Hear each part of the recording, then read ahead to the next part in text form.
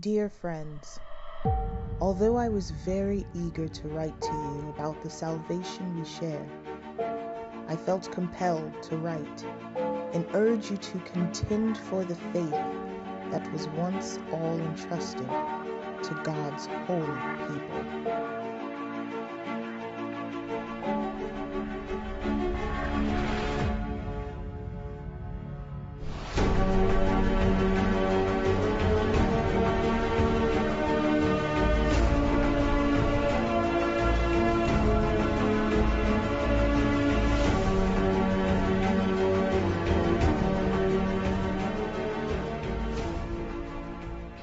Hello, everyone, and welcome back to another episode of Standing Firm Defenders of Faith.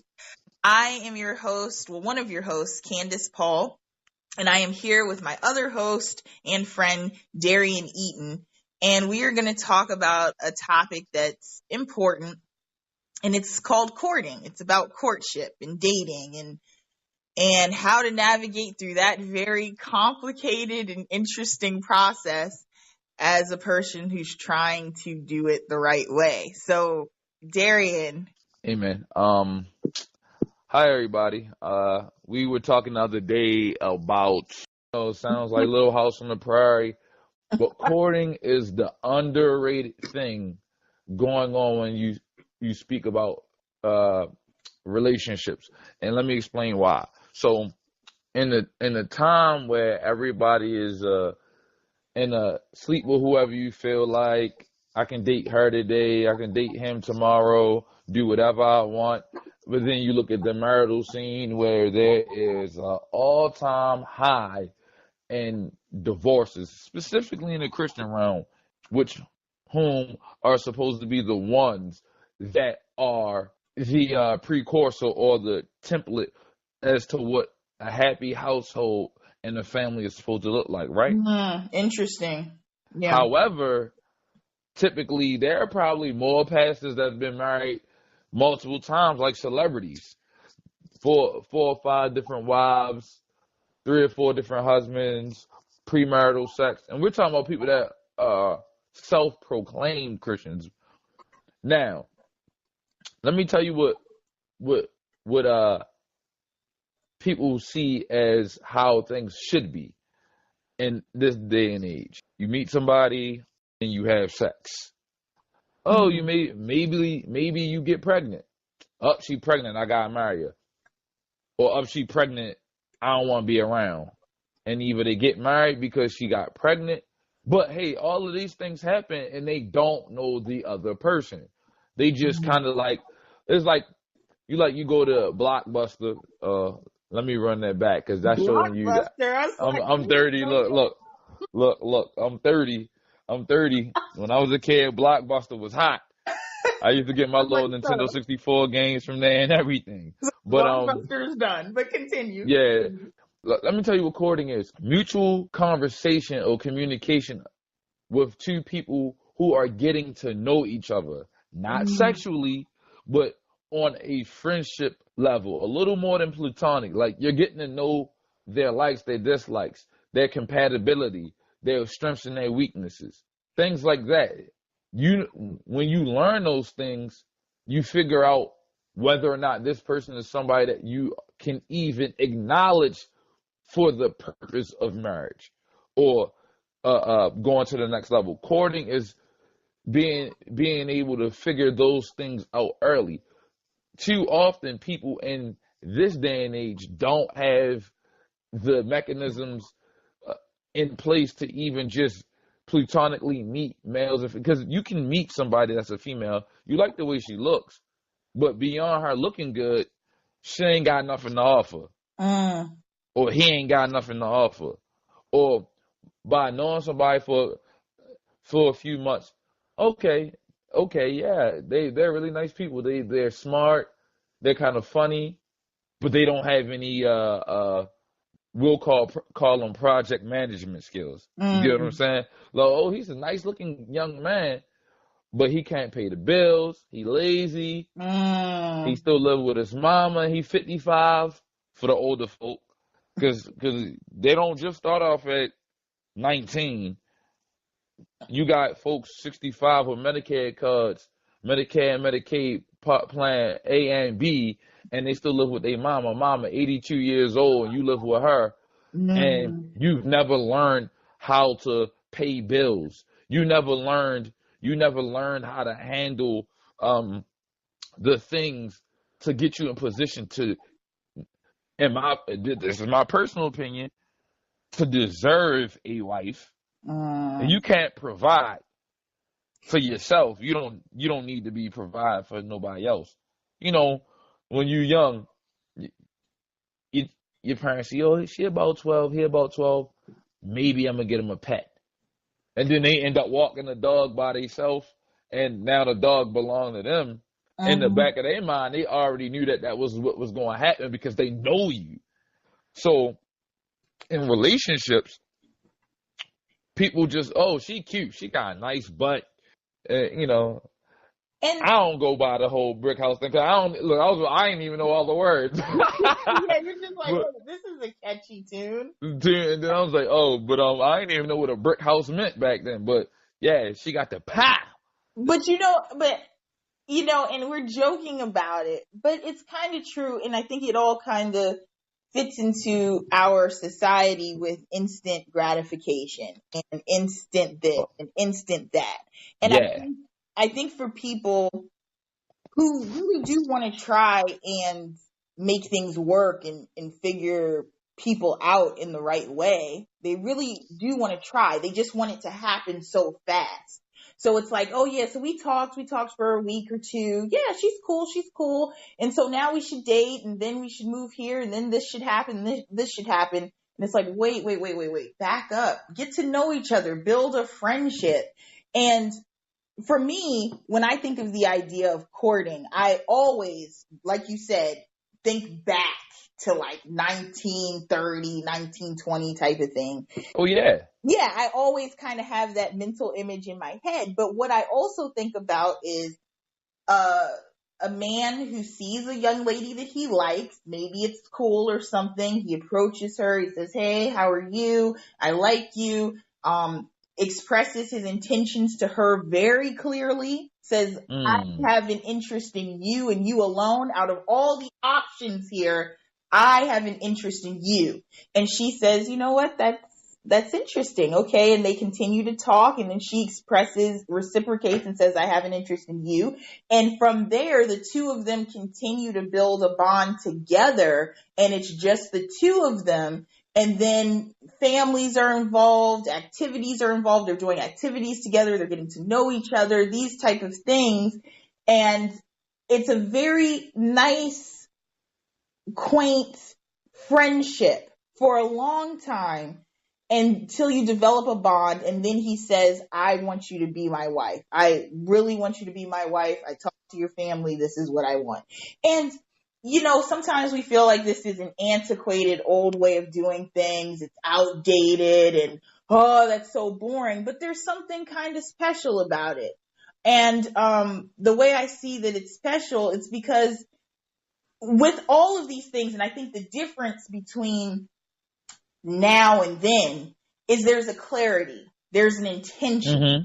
And Absolutely. yeah, there's a clarity, there's an intention, there's no guesswork. That's the thing. Today, there's so much guesswork. You're like, half the time people don't even know if they're in a relationship with somebody. Like, they're like, "Listen, we've been hanging out with each other. We've done all this stuff. We don't no titles. There's no we don't have no Yeah, titles or nothing. we have no titles, but you are also doing this with other people, and it's just like there's just no clarity, and it's kind of like you have to Casual dating. yes, you have to walk on eggshells and try and figure out this puzzle of what's going on.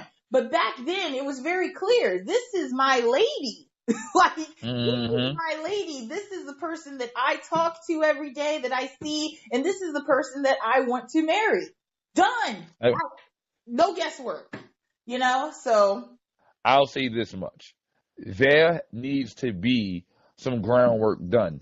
You need to know who you screening. You need to know who you dealing with because people are getting married at the drop of a hat or getting in long-term relationships, having children, and playing marriage without being fully married. Um, and it goes awry in the first 5 years because in the first year or two, the person that you thought you were dealing with is no longer who you were dealing with. Mm. And so you like, wow, I can't believe I'm dealing with this person. He's so lazy. See, when you get to talking to a female in the beginning, and like I know the first couple of months you put on the front, you ain't burping in front of nobody, you brushing your teeth, you doing everything you I can hope do. I hope it would be every day that we would You be know, brushing our teeth, folks. Okay, let's make sure that that's an everyday process. But go on. it should be, but you'd be surprised. People when they put on their best clothes the first time you saw them for the first week, they looked good and they was dressed nice. 2 weeks later, you realize that's the only thing they had in their closet. Like, wow, he had 3 shirts, 2 pair of jeans, 1 pair of socks, and you are living with that person. You ain't realized they can't cook, she can't clean, she can't make Kool-Aid. Boy, all I can tell you is, see, we got to get out of making, like, when we make there's structure in place for a reason. Without structure, things go awry, and it's not the type of structure things start looking crazy to you. You're like, wow, I cannot believe this happened. This is how people get in relationships, not learning the person, not knowing their needs, not knowing the type of people they are. Like, there are some people who they want to see the world. They want to be like Ariel from the Little Mermaid. They want to walk on land even though they mermaids. They want to be something that they not. And then they get with this person that's really like a couch potato and don't know, look, he's a homebody. He's not really cut out to be the traveler in the world type person. And then they settle for that person all quick and have a baby. All this you want to do is stay in the house. You want to go to different events and sip wine and ride horses. This man's scared of horses. You didn't got with the wrong person. You don't need to be in those type of situations. But everybody want to rush and get married or get in these relationships just because they got sexual needs or if they want instant gratification. I want, which really is a sign of immaturity. Instant gratification, knowing that you rushing, you just want to get married. She look good and people see she look good, and you can tell people your wife bad. She looking real good, or your husband fly, or whatever you want to call him. He got the sauce. He dripping. He Yeah, look cool. and it's kind of like an ego thing too. I want to have this kind of trophy piece on my arm, and this is what's good for now. And I Hmm. see that all these people are making these comments because, oh wow, she's amazing or he's amazing, but They doing it for then Facebook. yeah, and then you're pushing things under the rug. And the other thing I wanted to add on to what you said, so just to recap, you're basically saying a lot of times because we don't take the time to get to know the person that we're interested in, we end up finding someone that's actually not compatible for us. Right. And then that can cause a lot of strife and strain moving forward in a marriage. The other thing that I think is important to talk about now is compassion. And Mm. and I think that this is very, very important to talk about because sometimes I think there's signs of this at some point, where you see that a person might lack compassion and Hmm. caring for other people, attention to other people. And you might overlook it and say, oh, it's kind of cute that he thinks just about himself in this regard, or he's that focused on his task where he's not really paying that much attention to me. I love the fact that he's so involved in this, or she's so involved in this, and she's her own Mm. person. But what ends up happening is they end up forgetting about you too. So paying attention to how people treat other people, Oh yeah. that's a huge thing.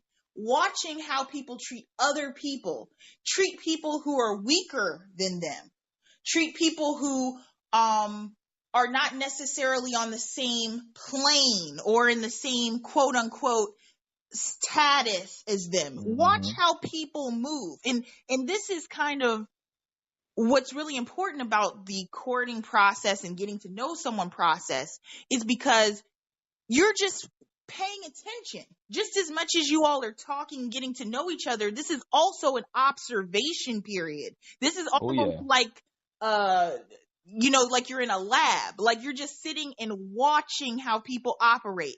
And you should pay attention to things like consistency, pay attention to things like compassion, Mm. communication, caring, like all these C words. How are you treating other people? How do you treat your family? How do you treat your friends? How do you treat the least of us? Mm-hmm. And how do you treat animals? Even that. Because I'll tell you a quick story. There was someone I knew, this guy, nice looking guy, interesting. And Oh Lord, Candace. oh yeah, yeah, let's get into it. Nice looking guy. But I could tell there were some signs that he was probably a little bit self-centered, right? Just a little bit self-centered. So I was like, interesting. So one day we passed like an animal or something, and it's just a cute little cat or something. Totally just acts like the cat isn't even there. Like, obviously, maybe you're not an animal person. I get that. But clearly, this is like a cute animal that's like right here. Nothing. No comment, nothing. Just like it wasn't even present. And I felt like maybe he was just so self-centered that he didn't even notice something smaller and weaker than him just right there. Like, didn't even make a comment about it at all. Like he just stepped over it. Like Yeah, like just like what's going on? And so maybe that's a ridiculous point, but he what, treated it like a pebble, yeah, like what would some surfs. like, I don't know what you would do. Would you kick this cat or something if I wasn't here? I have no idea. But maybe that's not the best example. But my point is, just pay attention to how It's still funny. people behave. Because people are. You'll see certain signs and it will come out later. Like if a person is Oh yeah. very, very selfish, very, very self-centered, very, very egocentric, and they're that way now as a single person and they don't have to worry about anyone else. Imagine if they're in a situation where they have to consider the needs of their partner, where they have to consider the needs of their children, where they have to consider the needs of other people. And you really have to ask yourself this question: will they put what it is that they feel is important for themselves aside for you? Mm. If the answer isn't yes, absolutely, I know that they'd do anything for me, you gotta think about that. So You yeah, preaching. yeah. Look, let me get to another caveat. Now, during the courting process, because now I'm putting what are we, like 11 episodes in? I want to make sure we get this on record. Okay. We got to jazz it up now because we can't be stiff no more. They didn't figure us out now, and I've done my due diligence to be, I'm clean cut, but I got to keep it 100. I want y'all to hear some things and know a few things about me. Now that we get here, we need to talk about this. Please, women, because this is a woman thing typically. There's men that do it too. During the courting process, you will find out there are some nice men that with a little bit of work, he'd be a great catch. I got to go there. I got to beat this in to y'all head. Oh Look, gosh. there is some guys, or there are, because I don't know if that's proper English. Yes, there are. But you got to look at their resume. If they're not ready for the job,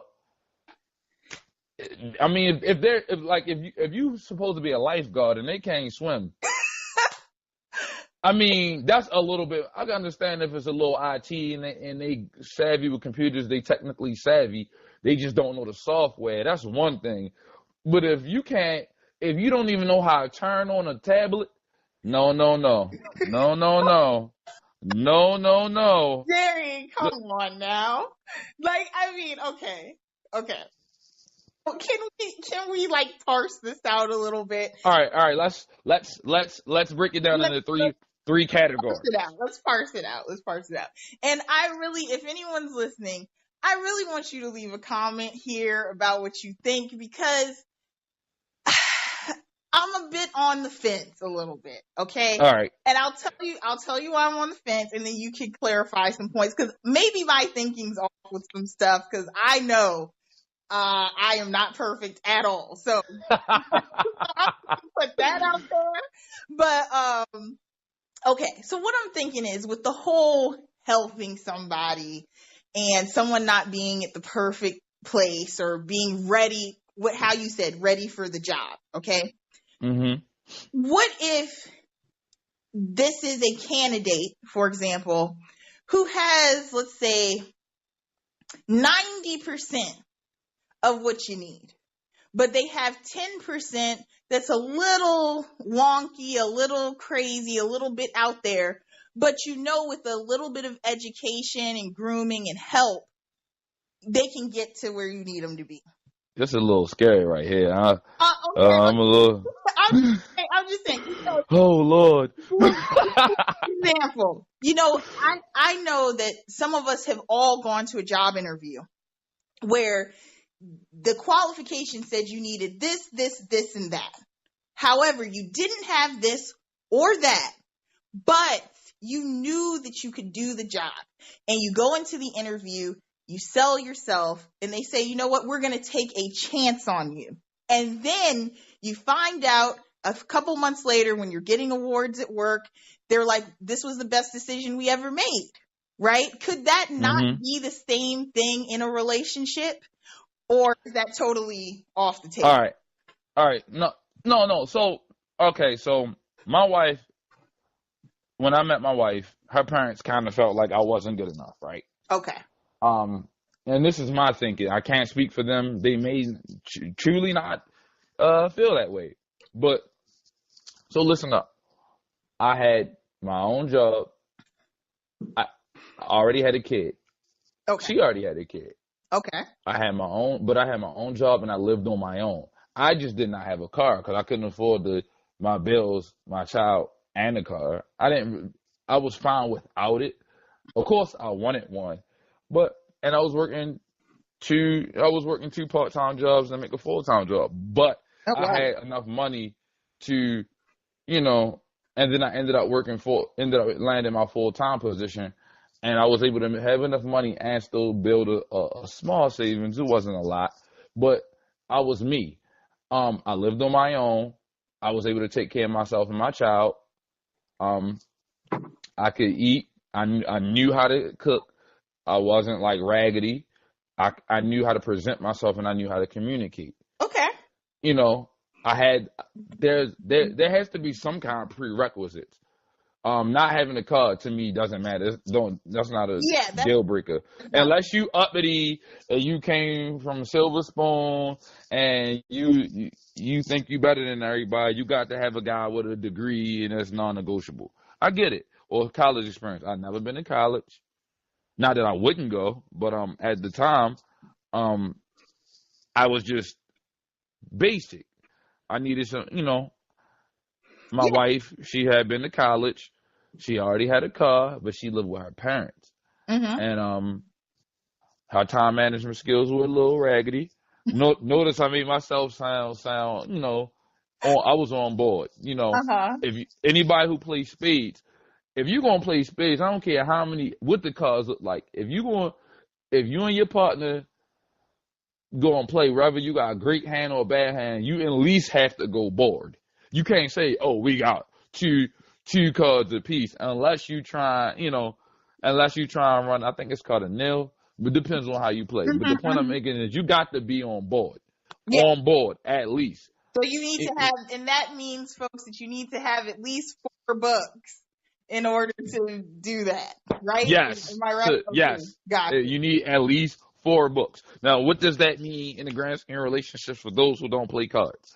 What I'm saying is, if you meet a person and you live with your mama, you don't have no job. Yes, I'm saying it this way. You ain't got no job. You can't cook. You can't clean. You don't know how to deal with a person, and you have poor communication skills. You ain't ready. Mm, mm, Or you got a little piece of a job. All your bills late. You always late. You self-centered. You act like a child, and you have a bad relationship with your father or mother. You ain't ready. mm. There's certain things. It got to be some things because because the Bible says that a man must provide. Now I'm not saying you got to have a Bentley. You could even ride a bike. Provisions is mentally. I look at things like this in threes: mind, body, and soul. You see what I'm saying? From a spiritual perspective, we Christians, so you got to at least know the word. Mm. That's non-negotiable. And if you or for men or women who have mates that are like on a fence, you could meet somebody, they on the fence and they are like fledglings looking to be, looking to get more into what it means to be a Christian, and they accept Jesus Christ as their Lord and Savior. They know what the gospel is. They are saved. Gotcha. They on board. They on, but that's one foot in the door, and they're willing to grow, and you can work as a team to get certain things done. I'm not telling you because I have seen women find a guy, he ain't saved, but they Christians. Oh, he in a completely different religion. I'm not saying don't be their friend. What I'm saying is, you in here, you meet the guy, y'all already get sexually active. He joined his bank account to yours. Y'all both got direct deposit going into his bank account, and he start making all these adjustments in your life, and y'all ain't married. Y'all ain't did nothing, or you spend most of your time instead of trying to mature yourself in the wisdom of God, mature yourself. Whether you're in college or finishing up a degree or just working a job and building your career and just trying to get yourself more established and as an adult.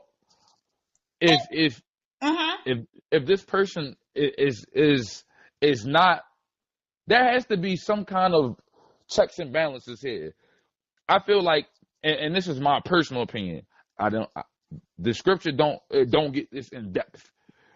This has to be viewer discretion. Literally, like you got to figure this part out for yourself. If a man can't be the priest of his home, meaning he doesn't know the word, he at least needs to be saved. Mm. That's one. If the man, you talking about a person that you're gonna find, women are going to financially, be dependent on as somebody to help them maneuver through this life. Men are definitely looked at as providers and caretakers. You looking at somebody who spent too much time playing at his PlayStation or his Xbox, and you got emotional needs unmet. I'm nothing wrong with playing the game. I play the game a lot, but emotional needs unmet, or he too busy playing, hanging out with the boys, or playing ball or whatever he do. He is not the one. There's certain things. I mean, you got to. I want to hear a scenario from you because I'm. It's hard because I think a certain way. Yeah. Like for my children, my daughters, he don't have to be the richest guy. I just want to see him working. Yeah. And I want him to be saved, working, and willing to do right by my child. Those are the main three things. And then the fourth thing would just be something that's non-negotiable to my child.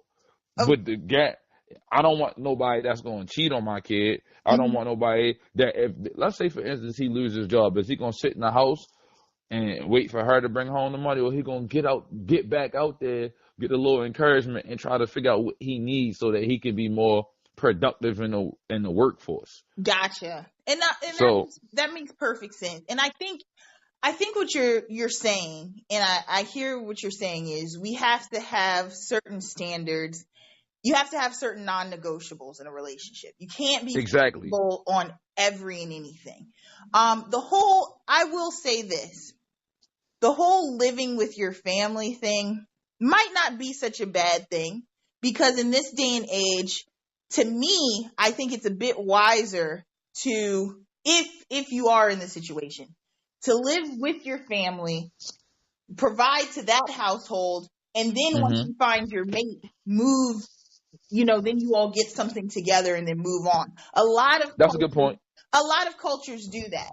Like there's a lot of cultures who are like, yeah, just stay home until you're married. But with that being said, you're going to school, you have a job, you're able to take care You're of yourself. productive. Yeah, you're productive. You're able to take care of yourself financially and all these types of things, but you're just living at home because you might just want to be around your family. And I totally get that, and that's fine.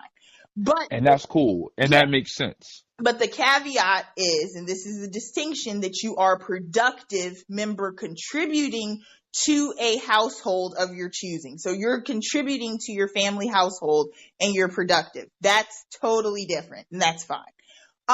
So I feel like with certain things, that's why it's important to focus on values, because a lot of the things that we talk about are things that can be, maybe I could be flexible on, but values are those kind of things that we can't really be too flexible on. Like, are Right. you a family oriented person? Are you a hard Hmm. worker? Are you a compassionate person? Are you a giving person, a loyal person, a respectful person?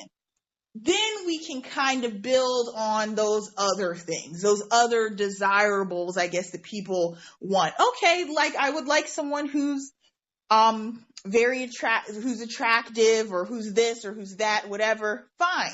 But if you have those values there, then you can be a little bit more flexible on the other things. And so Hmm. with these quote unquote works in progress, because we all in some way or another are a work in progress, all of us. I don't know. I'm looking. I'm sitting pretty. No, I'm joking. Except Darian. Darian's the only person who's not a work in progress, right? But but for I'm two works in progress. but for the rest of us, and in all seriousness, it's like, I think that we have to be able to be understanding, but also not compromise ourselves in the process.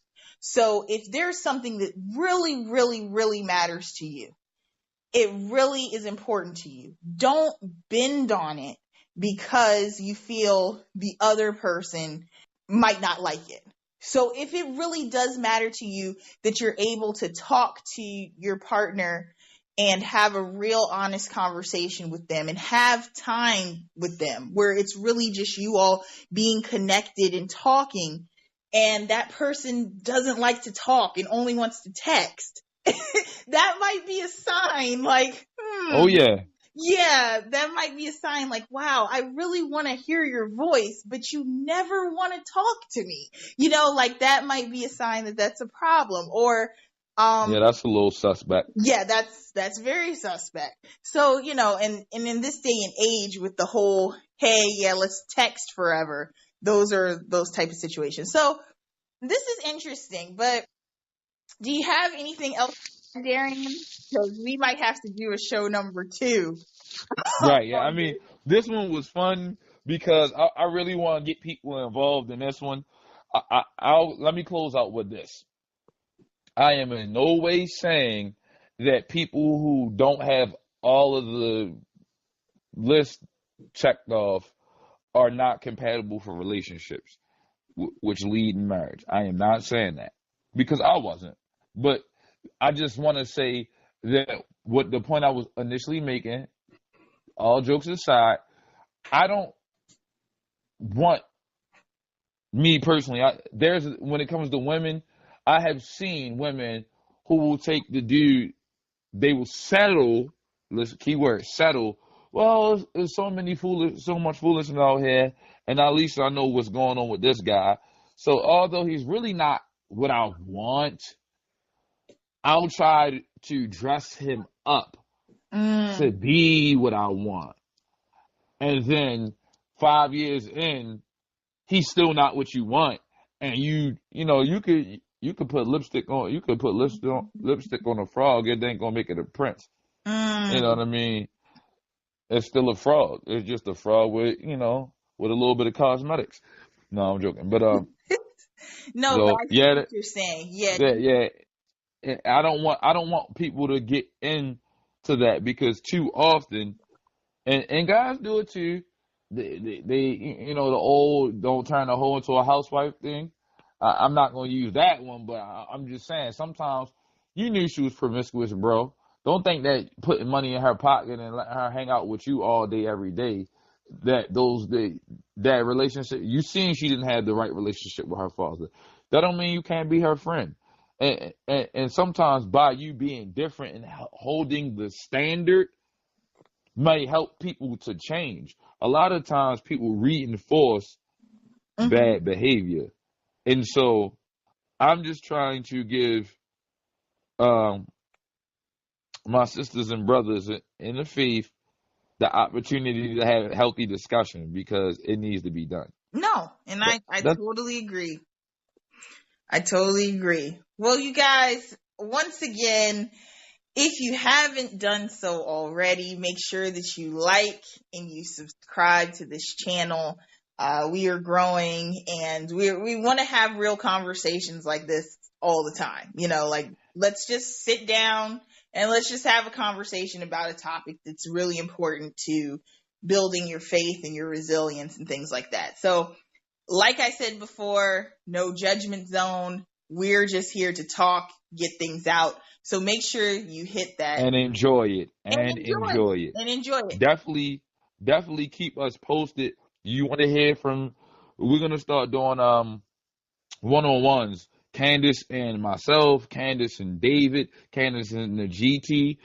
Let us know if you what kind of Yeah, what give us you want to feedback hear. on what kind of stuff you like. If you don't like some of the topics, if you don't like some of the how long some of the segments are, let us know so we know what segments you like more. Yeah. And we'll get it done. And this is me letting you know I gotta give it to you raw, real, and straight. You can still be yourself. You don't got to be stiff and robot like because you're Christian. We can be us, you know what I mean? Be Yeah. you. Be you. You Be know, you. be you. Or Wonderful. or I'm not I can't be a part of it. People phony, I am not a fan of that. I like to keep it real and 100%. But back to you, Candace. That is perfect. Well, and I think we're good there. We're going to just cut it off from here. So make sure you like and subscribe. Until next time. Holla at us later.